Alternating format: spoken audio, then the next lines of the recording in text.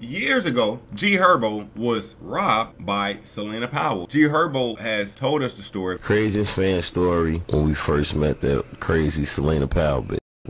When she stole all our shit, like she took our phone around my brother and them. He let her in one of the rooms that had all my shit in there, you feel me? Like she stole all our shit. Well, we had to go get it back. My homie and them threatened her and all type of shit. And we got all the shit back. Then she wound up having a warrant. Just went to jail, all type of shit. She called the police on us, and she had a warrant and went to jail. And the police let us get our shit back. But yeah, she took like my passport, my bags with a lot of.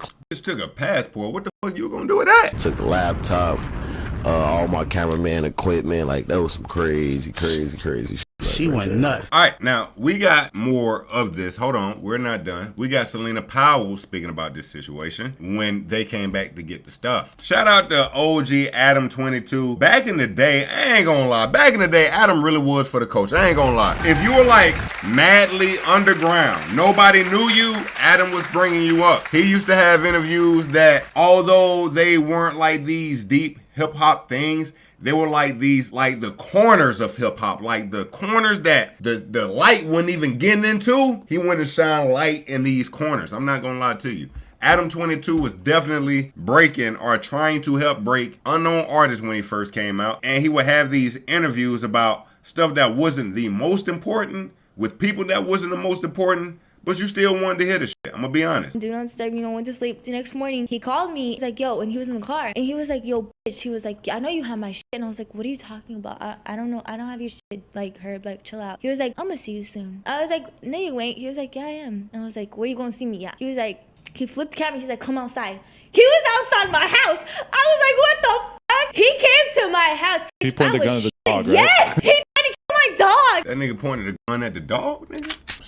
I was so scared, bro. I've never been that scared before in my life. My mom was like, what the fuck? They were banging at my door. They were banging at my window. G Herbo himself was banging at my door. My mom answered it like a dumbass, and they ran up in my shit, got all their stuff back. My mom's on the phone with the police, and the police come. The Denver police has his back over my door. The cops were like, well, why are you stealing his shit?